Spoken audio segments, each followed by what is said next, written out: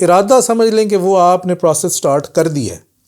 اب جب process start ہو گیا تو اس پروسیس نے پھر رکنا نہیں ہے، کیونکہ حق تعالیٰ کے بارے میں ہم یہ نہیں کہتے کہ وہ پس و پیش سے کام لیتا ہے، وہ تردد سے کام لیتا ہے، وہ فکر سے کام لیتا ہے.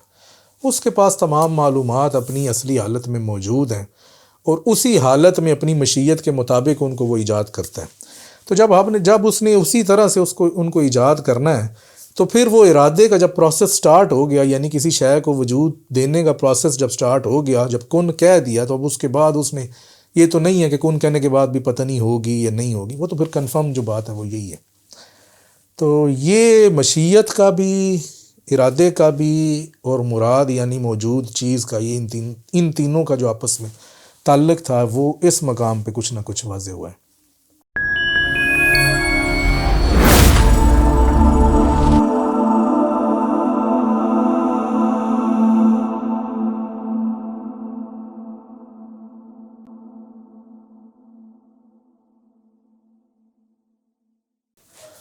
بسم اللہ الرحمن الرحیم. السلام علیکم. ابن العربی فاؤنڈیشن میں خوش آمدید. اصطلاحات ابن العربی میں اپنی نئی اصطلاح کے ساتھ حاضر ہیں. آج کی ہماری اصطلاح ہے مشیت. فصوص الحکم کی شرح میں ہم جس مقام پہ پہنچے تھے وہاں پر ہم نے اسماء الہیہ اور مشیت، چونکہ فصوص کی ابتدا یعنی پہلے جملے میں ان دونوں اصطلاحات کا ذکر ہے، تو اسماء الہیہ پہ ہم نے پچھلی 3 ویڈیوز بنائی تھی اور چوتھی ویڈیو یا 5ویں ویڈیو یہ مشیت پہ بننی تھی.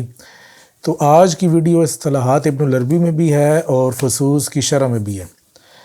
تو شروع کرتے ہیں. سب سے پہلے ہم دیکھتے ہیں کہ مشیت سے مراد کیا ہے لغوی طور پر، اور قرآن مجید میں یہ لفظ کس صیغے میں آیا ہے. تو لغت میں یعنی عربی لغت میں مشیت سے مراد ارادہ ہے. اب ہم دیکھتے ہیں قرآن مجید میں یہ لفظ کتنے صیغوں میں آیا ہے، کتنی مرتبہ آیا ہے اور اللہ تعالیٰ کیا فرماتا ہے. تو قرآن مجید میں یہ لفظ 200 سے زائد مرتبہ مختلف صیغوں میں آیا ہے، اور ان میں سے ایک اللہ تعالیٰ کا یہ قول ہے وَمَا تَشَاءُونَ إِلَّا أَن يَشَاءَ اللَّهُ إِنَّ اللَّهَ كَانَ حَلِيمًا حَكِيمًا. تو وہ وَمَا تَشَاءُونَ، یہ جو مشیت ہے یہ تشاء اور یشاء اس صیغے میں، اس قول میں آیا. تو سب سے پہلے دیکھتے ہیں کہ شیخ کی اصطلاح میں مشیت کن معنوں میں آئی ہے اور اس کے حوالے سے کیا کچھ معلومات ہیں جو بنیادی معلومات جنہیں ہم کہہ سکتے ہیں. تو فرماتے ہیں کہ المشیہ یا ارادت الحق سبحانہ وہی صفت قدیمت اتصفت بہا ذاتہ. تو اس مقام پہ آپ نے مشیت اور ارادے کو مترادف قرار دیا ہے، لیکن ہم دیکھیں گے کہ یہاں پر شیخ نے کس حیثیت میں مترادف قرار دیا ہے. وہ اس حیثیت میں مترادف قرار دیا ہے کہ ان دونوں کا تعلق یعنی کہ مشیت کا تعلق اور ارادے کا تعلق مراد سے ہے اور دونوں صفات ہیں.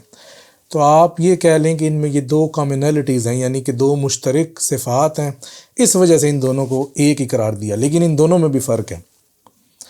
تو وہ فرق جو ہے وہ ہم آگے دیکھیں گے. اسی طرح کہ اور جگہ پہ فرماتے ہیں المشیہ ہی نسبہ الہی لا عین لہا، کہ مشیت وہ الہی نسبت ہے کہ جس کی کوئی عین نہیں. اب یہ بھی مشیت کے صفت ہونے کی طرف اشارہ ہے کہ مشیت صفت ہے، اور صفت کی چونکہ شیخ کے کلام میں، شیخ کی تعلیمات میں عینی وجود نہیں ہوتا، تو مشیت کا بھی عینی وجود نہیں ہے. اور فرمایا مشیہ ہی مستوی ذات الاحدیہ، کہ ذات احدیت جس جگہ پہ جا کے ٹھہرتی ہے وہ ٹھہراؤ جو ہے وہ مشیت ہے. اور اسی قول کو ایک دوسری حیثیت میں فرمایا کہ مشیت جو ہے وہ ذات کا عرش ہے. تو یہ بنیادی یعنی کہ ہماری جو آج کا موضوع ہوگا اس میں یہ بنیادی نکات ہیں. اس کے بعد ہم تفصیل سے دیکھیں گے کہ ان سے مراد کیا ہے.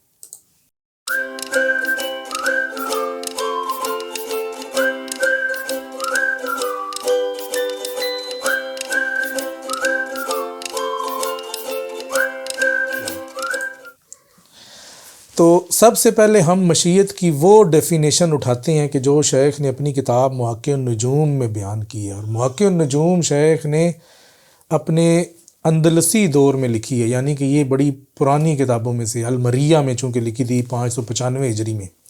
تو آپ یہ کہیں کہ شیخ کی ابتدائی کتابوں میں سے جو کتاب ہے وہ محقق النجوم ہے. اور اس کتاب میں شیخ کیا فرماتے ہیں اس کتاب میں فرماتے ہیں مشیت حق سبحانہ کا ارادہ ہے، یہ وہ قدیمی صفت ہے جس سے وہ متعال ذات متصف ہوئی، جیسا کہ اس کا علم، اس کی قدرت، اس کا کلام اور اس کی دیگر صفات۔ ابھی دیکھیں یہاں پر ہمیں پتہ چل گیا کہ شیخ چونکہ صفات کی بات کر رہے ہیں تو ارادہ اور مشیت کو ایک کیٹیگری میں لے کے آئے ہیں کہ یہ کامنالٹی، یعنی ان میں مشترک جو صفت ہے وہ یہی ہے کہ یہ ساری چیزیں اس کی صفات ہیں۔ آگے فرماتے ہیں اور مشیت کا متعلق مراد ہے، یعنی کہ مشیت کا تعلق جو ہے وہ مراد سے ہے۔ پس جس کی ہدایت سے حق تعالیٰ کا ارادہ ازلاً جڑا تو اس ہدایت کے اسباب آسان کیے گئے، یعنی کہ جس شخص کی ہدایت ازلی طور پہ حق تعالیٰ کو معلوم ہو گئی کہ اس کو ہدایت دینی ہے یا اس نے ہدایت لینی ہے، بیسیکلی تو لینی ہے، دیتا تو وہ سب کو ہی ہے، تو اس کی ہدایت کے اسباب، اب چونکہ مشیت جڑ گئی تو وہ مشیت پھر جو ہے آگے ارادے میں کنورٹ ہوئی، اور پھر ارادہ جو ہے اس نے چیز کو ایجاد کیا، تو اسی لیے کہا کہ اس ہدایت کے اسباب آسان کیے گئے، اس کے لیے راہ ہموار کی گئی، اسے روشن اور بڑی راہ پر ڈالا گیا، اسے اپنے نفس کی تدبیر واب کی، مطلب جتنے بھی اسباب تھے وہ سارے اسباب پھر ایکٹیویٹ ہو گئے اور اس کے لیے وہ راستہ آسان ہو گیا، اس راستے پر وہ چل گیا۔ تو بیسک جو چیز تھی کہ جس کی وجہ سے وہ چلا وہ چیز مشیت تھی، اور پھر مشیت سے وہ آگے جو ہے وہ کیٹیگری تبدیل ہوئی۔ اب شیخ یہ بات کیوں کر رہے ہیں کہ ازلی طور پر ہی ہمارے پاس کچھ ایسی چیز ہے کہ جس چیز کی بدولت ہم خوش بخت اور بدبخت قرار بنتے ہیں۔ تو اس حیثیت میں یا اس حوالے سے شیخ سورہ یونس کی آیت نمبر 2 لے کر آتے ہیں، اور آپ فرماتے ہیں کہ یہ آیت جو ہے یہ اس پورے مفہوم کانسیپٹ کی بنیادی دلیل ہے۔ آیت یہ ہے کہ ایمان والوں کو خوشخبری سنا دو کہ ان کے لیے ان کے رب کے پاس قدم صدق ہے۔ تو یہ جو قدم صدق ہے یہ بیسیکلی شیخ کہہ رہے ہیں کہ ایسی ان کے پاس کوئی مضبوط پاور ہے۔ صدق چونکہ کہتے ہیں کہ نیزے کا جب نیزہ اندر تک گھس جائے تو اس کی مضبوطی اتنی ہے کہ مطلب وہ کسی چیز کو چیر کے اندر تک گھس گیا تو اس کو صدق کہتے ہیں۔ تو اسی سے صدقہ بھی ہے اور سچائی والا صدق بھی اسی سے ہی ہے۔ تو یعنی کہ کوئی ایسی پاورفل چیز ہے کہ اس کے سامنے کوئی چیز ٹھہر نہ سکے، سچائی کے سامنے بھی کوئی نہیں ٹھہر سکتا، اور صدقے میں اتنی پاور ہے، وہ بھی یہ لفظ چونکہ اس پہ لایا گیا یا اس لفظ کی حقیقت کا یہ تقاضا تھا کہ اس کی پاور کے سامنے بھی کوئی نہیں ٹھہر جا سکتا۔ اسی لیے کہا جاتا ہے کہ جی صدقہ کریں تو بلاؤں سے اور تکالیف سے اور ہر طرح کی آزمائش سے جو نہیں اللہ تعالیٰ آپ کو چھٹکارا دے گا یا نجات دے گا۔ تو فرمایا کہ ان کے لیے ان کے رب کے پاس قدم صدق ہے۔ اب قدم صدق میں ایک تو صدق ہو گیا، دوسرا قدم کا یہ ہے، ایک تو معنی یہ کیا گیا کہ جی مقدم سے ہے، یعنی کہ پہلے سے ہی ان کے پاس کوئی پاور ہے۔ تو قدم صدق کا ہم ترجمہ کریں گے کہ ان کے لیے ان کے رب کے پاس پہلے سے ہی کوئی ایسی مضبوط چیز ہے کہ جس کو توڑا نہیں جا سکتا یا جس کو کاٹا نہیں جا سکتا یا جس کو چھوڑا نہیں جا سکتا، کچھ بھی آپ کہہ لیں۔ تو اس آیت کی حیثیت میں شیخ نے کہا کہ ہمارے پاس ازلی کوئی ایسی چیز ہے کہ جس سے ہم خوش بخت بھی ہیں اور بدبخت بھی۔ تو آگے لے کے چلتے ہیں کہ مزید شیخ کیا فرماتے ہیں۔ اگلا عنوان ہے مشیت کا تعلق مراد سے ہے۔ ابھی ہمیں یہ تو پتہ چل گیا کہ مشیت آئی کہاں سے ہے، یعنی کہ ازل سے ہی ہمارے پاس کوئی ایسی چیز تھی کہ جو آگے چلی، اس کی وجہ سے ہم ایجاد ہوئے اور اس کی وجہ سے ہمارے جو بھی اعمال ہیں جو کچھ ہے، لیکن آگے یہ ہے کہ وہ ازل میں تو تھی، آگے کس طرح سے کنورٹ ہوئی۔ تو فرمایا مشیت کا تعلق مراد سے ہے۔ اب یہ فتوحات مکیہ کا ایک اقتباس ہے، آپ صلی اللہ علیہ وسلم کا ایک قول شیخ اکبر نے نقل کیا، فرماتے ہیں نبی کریم صلی اللہ علیہ وسلم نے فرمایا اللہ نے جو چاہا وہ ہوا اور جو نہ چاہا وہ نہ ہوا۔ اب جو چاہا ہے یہ میں نے ترجمہ کیا ہے مشیت کا، یعنی جو اللہ کی مشیت میں تھا وہ تو ہو گیا مطلب ایجاد پذیر ہو گیا، اور جو اللہ کی مشیت میں نہیں تھا وہ ایجاد پذیر نہ ہوا، یعنی کہ وہ ایجاد پذیر بھی نہیں ہوا۔ تو مشیت جو ہے، اب یہاں پر ایک اس کا کرٹیکل رول ایک آ گیا کہ یہ کیا کر رہی ہے کہ مشیت ہی جو ہے وہ ایجاد کر رہی ہے اور مشیت ہی ایجاد سے روک رہی ہے۔ تو بڑا بنیادی اختیار جو ہے وہ تو مشیت کے پاس آ گیا۔ آگے فرماتے ہیں کہ آپ صلی اللہ علیہ وسلم نے نفی اور اس بات کو مشیت سے جوڑا ہے، یعنی کہ بنیادی آپ کہیں کہ پاور یا بنیادی اختیار کس کے پاس ہے، ذات الہیہ میں یا ذات الہیہ کے تعلقات میں، تو وہ بنیادی اختیار اس مقام پہ اس قول میں شیخ نے مشیت کو دے دیے۔ آگے فرمایا یہ وارد نہیں ہوا کہ اس نے جس چیز کا ارادہ نہیں کیا وہ نہ ہوئی، بلکہ یہ وارد ہوا ہے کہ اگر ہم ارادہ کرتے کہ ایسا ہوتا تو ایسا ہی ہوتا۔ اب یہ شیخ کا ایک بڑا ہی گہرا کانسیپٹ ہے جس میں مشیت اس کی پوری حقیقت کے ساتھ آپ کو سمجھ ہونی چاہیے، ارادہ اس کی پوری حقیقت کے ساتھ آپ کو سمجھ ہونی چاہیے، پھر آپ ان دونوں کو جوڑیں گے، پھر آپ کو اس جملے کی سمجھ میں آئے گی کہ حدیث میں جو یہ جملہ آیا تو شیخ نے اس کو کیسے انٹرپریٹ کیا ہے۔ یعنی کہ اس نے جس چیز کا ارادہ، اس نے یہ نہیں کہا کہ جس چیز کا میں نے ارادہ نہیں کیا وہ نہیں ہو، کیونکہ ارادہ ہوتا ہی اس چیز کا ہے کہ جس کو ایجاد کرنا ہوتا ہے۔ اسی لیے شیخ اکبر نے ارادے کی بنیادی تعریف کرتے ہوئے کہا کہ ارادہ ایجاد کا اوزار ہے اور مشیت یکتائی تعلق والی ہے۔ اب آپ اسی ایک دو جملے پہ ہی غور کر لیں، ایک جملے پہ ارادہ ایجاد کا اوزار ہے، تو ارادہ جب ہو جائے گا تو اس کے بعد پھر نہ والی بات نہیں ہے۔ اسی لیے کہا کہ جس چیز کا ارادہ نہیں کیا وہ نہ ہوئی، بلکہ یہ کہا کہ ہم جس چیز کا ارادہ کرتے کہ ویسی ہوتی تو ویسی ہوتی۔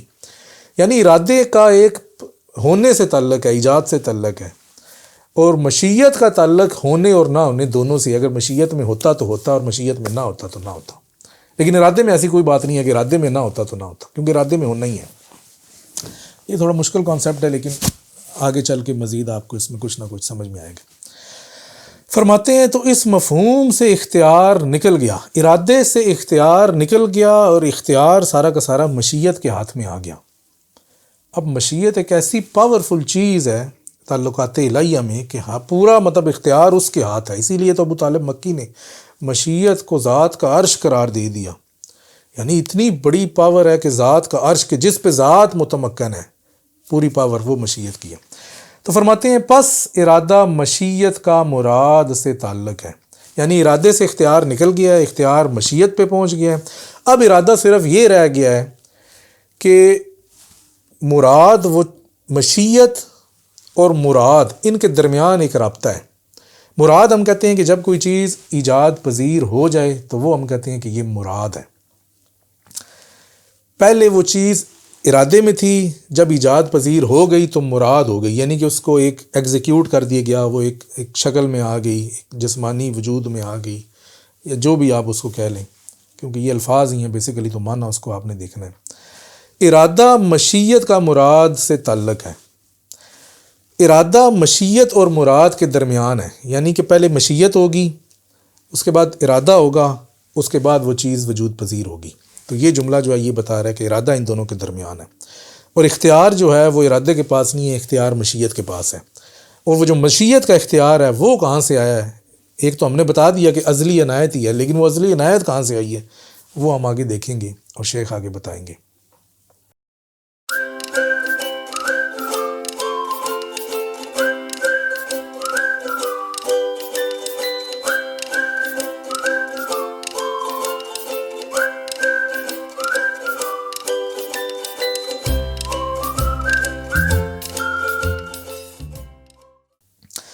اب اس موضوع پر قرآن کی آیت جو شیخ نے دلیل کے طور پر لائی ہے وہ بھی سمجھنا ضروری ہے۔ فرماتے ہیں جب ہم کسی چیز کا ارادہ کرتے ہیں تو اس سے ہمارا یہی کہنا ہوتا ہے کہ ہو جا، اور وہ ہو جاتی ہے۔ یعنی ارادے کے بعد آگے یہ نہیں ہے کہ پھر ہوگی نہیں ہوگی، کیوں ہوگی، یہ ہوگی وہ ہوگی، نہ، ارادہ سمجھ لیں کہ وہ آپ نے پروسیس سٹارٹ کر دی ہے۔ اب جب پروسیس سٹارٹ ہو گیا تو اس پروسیس نے پھر رکنا نہیں ہے، کیونکہ حق تعالیٰ کے بارے میں ہم یہ نہیں کہتے کہ وہ پس و پیش سے کام لیتا ہے، وہ تردد سے کام لیتا ہے، وہ فکر سے کام لیتا ہے۔ اس کے پاس تمام معلومات اپنی اصلی حالت میں موجود ہیں، اور اسی حالت میں اپنی مشیت کے مطابق ان کو وہ ایجاد کرتا ہے۔ تو جب اس نے اسی طرح سے ان کو ایجاد کرنا ہے، تو پھر وہ ارادے کا جب پروسیس سٹارٹ ہو گیا، یعنی کسی شے کو وجود دینے کا پروسیس جب سٹارٹ ہو گیا، جب کن کہہ دیا، تو اب اس کے بعد اس نے یہ تو نہیں ہے کہ کن کہنے کے بعد بھی پتہ نہیں ہوگی یا نہیں ہوگی، وہ تو پھر کنفرم جو بات ہے وہ یہی ہے۔ تو یہ مشیت کا بھی، ارادے کا بھی، اور مراد یعنی موجود چیز کا، یہ ان تینوں کا جو آپس میں تعلق تھا وہ اس مقام پہ کچھ نہ کچھ واضح ہوا ہے۔ تو چونکہ ویڈیو لمبی ہوتی جا رہی ہے اور یہ موضوع ابھی کافی پڑا ہوا ہے، تو ابھی اس مقام پہ اس کے پہلے حصے کا اختتام کرتے ہیں، اور یہیں سے آگے براہ راست اس کے دوسرے حصے کو شروع کرتے ہیں۔ جس میں ہم یہ دیکھیں گے مشیت کا تعلق وہ کیا ہے، اور یہ دیکھیں گے کہ تعلقات الہیہ کی کیا ڈیٹیل ہے، اور پھر ہم اینڈ میں 2 اقتباسات، ایک فصوص سے اور ایک فتوحات سے، اس میں ان 2 یا 3 اقتباسات میں ہم یہ دیکھیں گے کہ شیخ نے مشیت کو آگے کس طرح سے ڈیفائن کیا ہے۔ تو نیکسٹ ویڈیو تک کے لیے آپ سے اجازت چاہتے ہیں۔ السلام علیکم ورحمۃ اللہ وبرکاتہ۔